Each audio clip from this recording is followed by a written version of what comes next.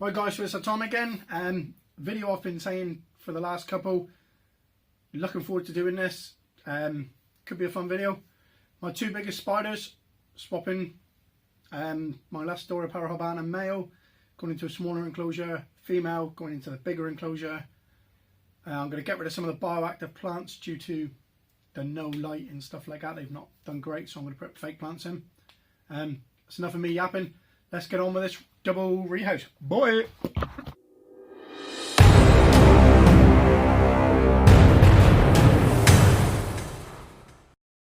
My female LP in her enclosure. As you can see, I've not had a chance to do this one yet, but yeah, it's not in the best condition. It's got some kind of wire coming in that goes down into there. So my plan is to take all of this out, put some of it back in with some new fake plants, give it some proper substrate, and then I'm going to, once I've took the female out, I'm going to be taking the male out of this one. If we can open it. Yep. You see the male just there. So I'm going to take the male out of that one. The female will be going into this bigger enclosure. These plants, as I said, are not done well, so they're all coming out. Got some fake plants, foliage and stuff. So wish me luck, guys. I've got to get these two monsters out into containers and then carry on with what we were doing. See you in two. Right guys, so I don't know if you had seen Tom Ryan's latest channel. He's saying about rehouses and how it's easier for them to go smooth and it's less stress on the spider and the person doing it. I completely agree with this. People have seen my track record, so I'm not messing around today. I'm literally going to use a big container and put her into it, and then do the same with the male, put them both to the side and then sort out their enclosures. So let's try and get this one. It's a very big container. Didn't expect it to be this big. And as simple as that. It's over her, she can't go anywhere. Don't want to stress her out. Then you just get the lid. She'll move back a little bit. And we've got like that. Onto the lid. Little gaps don't really fuss me too much at this point because she's way too big to get out of them.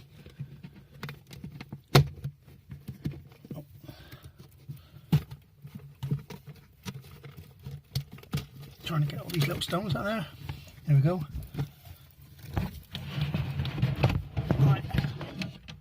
She, as you can see, is out. I will try and possibly open this up and get a couple of pictures, put them up on the screen if I can, and also probably put them on my Instagram. Again, as I said in possibly a previous video, if you didn't see my Instagram, for my Switcheroo Cancer, it's some photos of it handling. Don't suggest handling.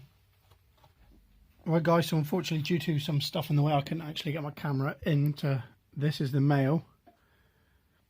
I'm not sure how much these live once they're mature, which is part of the reason I want to get them into different enclosures and try and breed them. So that's the male in there, and the female, chunkier female in that one. Right, I'll sort the enclosures out now, guys. So here's the male LP, due to go back into his new enclosure. As you can see, compared to the last one, this is miles better, a lot more like their natural habitat. I've actually done a care sheet on the LP before, so if you want to check that out, I'll put it up above now. But let's try and hassle free get this one in to his new surroundings. Should be nice and easy.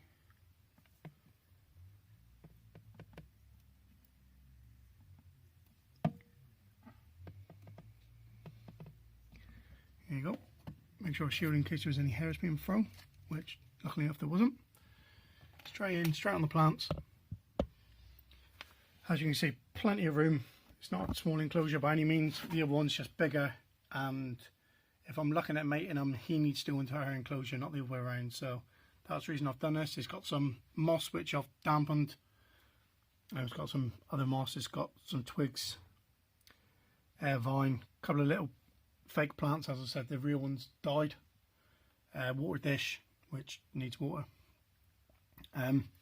That's it for this one. It's quite a simple setup. To be fair, it's probably been matured for 5-6 months now, so I'm not sure how much longer it's got to live, but as you can see, it's an absolutely beautiful spider. It's massive compared to Gav from Gav's Tarantula's male. His male's just matured and it's probably, I don't know, 2/3 the size of this one. This one is almost as big as the female, so hopefully it's going to be a really good breeding video.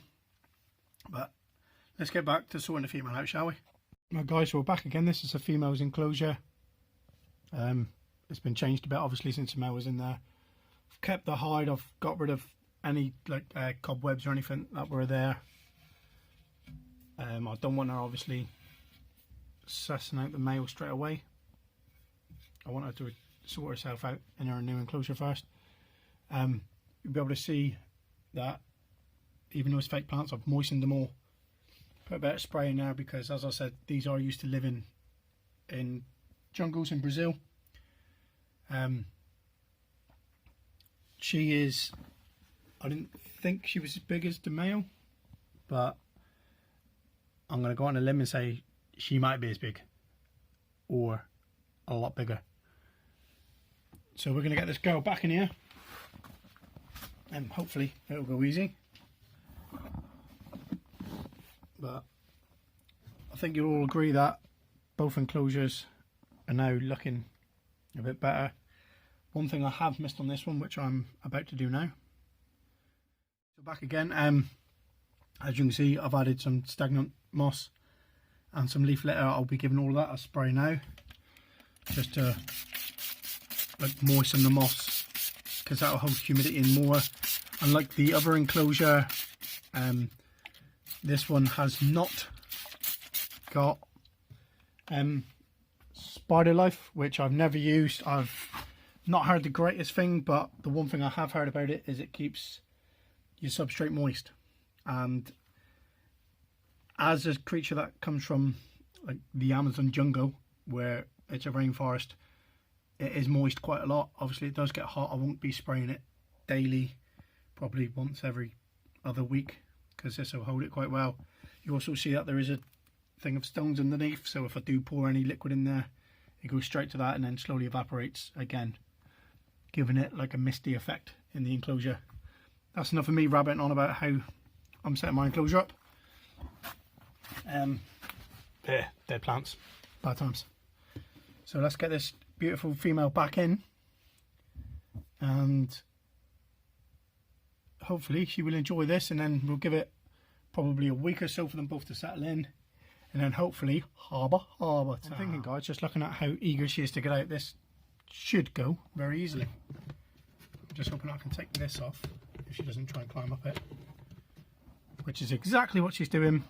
Right, let's try and get the camera set up somewhere so I can actually show you what I'm doing.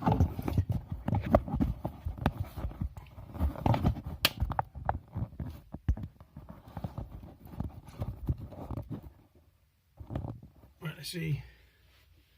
Now this skull is bigger than my hand, so I'm going to try and put her close to this skull so we can actually gauge how big she is without me handling her.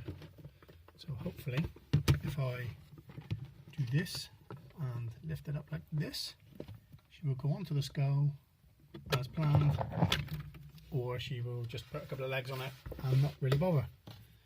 Come on girl, you gotta get a fist lid.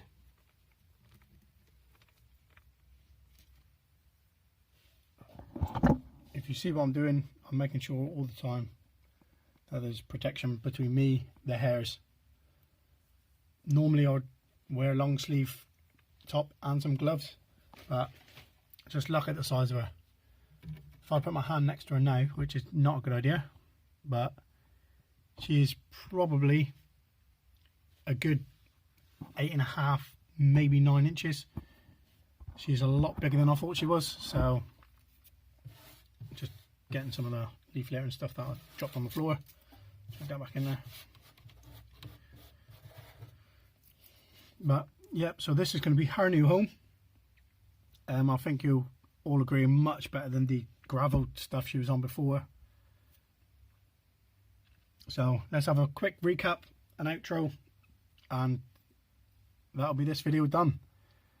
Hopefully the next one, including this beautiful, beautiful female, is going to be the mating with the male who, I don't know if you can see him at the back, if I can move these leaves. You can see him on the glass. He's probably thinking, hey, that's my enclosure, what's happening?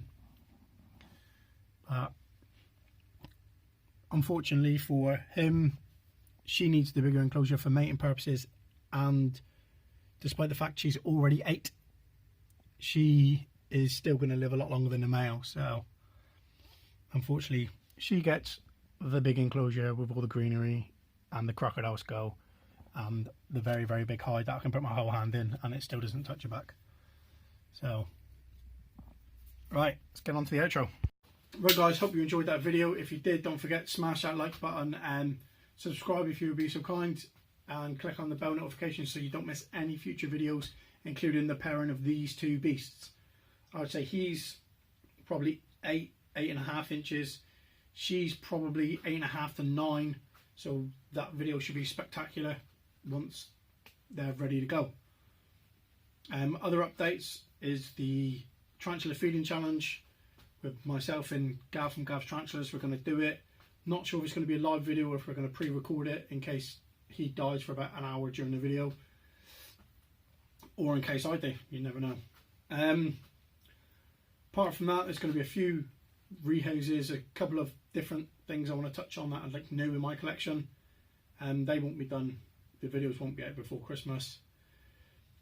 I'm planning a little something special for a Christmas special video and maybe a New Year special video for different things involving other YouTubers. So remember, subscribe, notification button, and I hope everyone, if you don't watch any videos between now and then, has a fantastic Christmas and an amazing New Year. I'll be back probably, hopefully with a video later this week, depending on what I can get done. It's obviously the run up to Christmas, I'm very busy. Before I talk for way longer than I should, which I seem to do regular on these videos, I would just like to say thank you from the bottom of my heart to everyone who subscribed to watch the video this year. I think I'm on like 383 or something now. I'm closing in on that 400, and without you guys this channel wouldn't be going. So from me to you, thanks and enjoy yourself. Bye.